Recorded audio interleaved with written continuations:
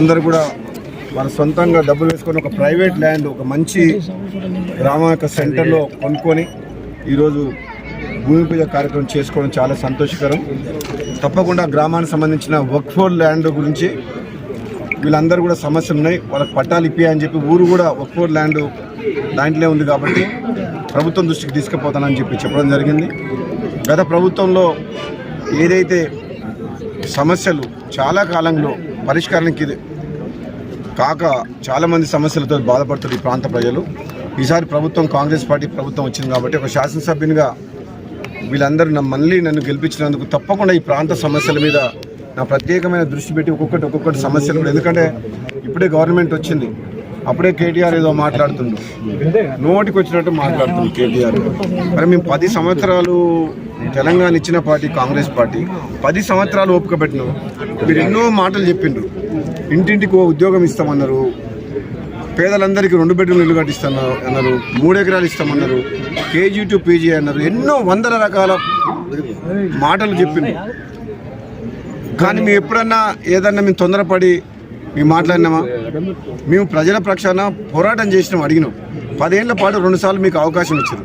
తెలంగాణ ఇచ్చిన కాంగ్రెస్ పార్టీకి తెలంగాణ ప్రజలు ఈ కుటుంబ పాలన పోవాలని చెప్పి, ఒక ప్రజాస్వామ్యం ఈ తెలంగాణలో రావాలని చెప్పేసి, ఈ కుటుంబ పాలన మంచిది కాదు, ఈ అవినీతి పాలన అని చెప్పేసి కాంగ్రెస్ పార్టీకి పట్టం కట్టిండ్రు. మేము ఇప్పుడే గవర్నమెంట్ వచ్చింది, తప్పకుండా ఇది పేదల ప్రభుత్వం, పేదల రాజ్యం వచ్చింది, ఇది పేదల పార్టీ. డెఫినెట్గా 100% చెప్తున్నాము, రాబోయే రోజుల్లో తెలంగాణలో కాంగ్రెస్ పార్టీ ఇచ్చిన హామీలన్నీ నెరవేరుస్తుంది. తప్పకుండా మేము కూడా ఒక నిబద్ధతతో పనిచేస్తాం. పోయినసారి లాగా ఎమ్మెల్యేలు, రాజకీయ నాయకులు, ఏమీ లేని వాళ్ళు టీఆర్ఎస్ పార్టీ నాయకులు వందల వేల కోట్ల రూపాయలు భూములని దోసుకున్నారు అధికారాన్ని అడ్డం పెట్టుకొని. ఉదాహరణకు మాజీ మంత్రి జగదీశ్వర్ రెడ్డి నిన్నమన్న ఏదో మాట్లాడుతుండు, కోమటిరెడ్డి వెంకటరెడ్డి మంత్రి పదవిని త్యాగం చేసిన వ్యక్తి. జగదీశ్వర్ రెడ్డి ₹1 ఆస్తి లేనోడు, కిరాయి ఇంట్లో ఉండేటోడు, వేల కోట్ల రూపాయలు సంపాదించింది 10 ఏళ్ళల్లో. ఆయనకు మంత్రి పదవి ఎట్లొచ్చింది?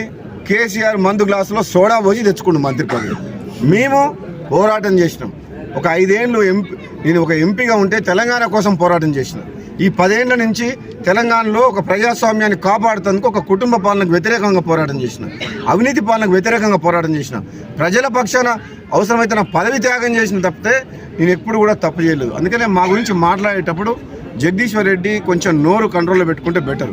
సూర్యాపేటలో కూడా మేము టికెట్ కరెక్ట్ క్యాండిడేట్కి ఇవ్వలేదు కాబట్టి గెలిచిండు. నల్గొండ జిల్లాలో ఒక్క అసెంబ్లీ కూడా గెలవలేనని చెప్పి నేను చెప్పిన ఈ చౌటుపల్లి మీటింగ్లో. 12లో 11 గెలిచినాం, అది కూడా మేము గెలిచే వాళ్ళం.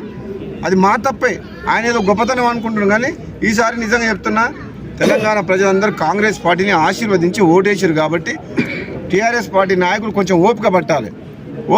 ఎందుకంటే ప్రజలు మాకు తీర్పిచ్చిండ్రు, ఒకసారి అధికారం ఇచ్చిండ్రు. ఇప్పుడు 2 నెలలకే 3 నెలలకే ఏం తొందర ఉంది? కొంచెం ఓపిక పడితే మేము కూడా పని చేస్తాం కదా, మాకు కూడా అవకాశం ఇచ్చిన ప్రజలు. తప్పకుండా ఈ ప్రాంత ప్రజలు, ఈ చౌటుపల్లి మండలంలో మూసి కాలువ, పిలాయపల్లి కాలువ కానీ ఇక్కడ ఉన్న సమస్యలు చాలా ఉన్నాయి. ఈ హైవే కూడా యాక్సిడెంట్స్ అవుతున్నాయి. ఇక్కడ BUP చేయాలి యాక్చువల్గా చెప్పాలంటే ఎల్లంబాయి దగ్గర. అది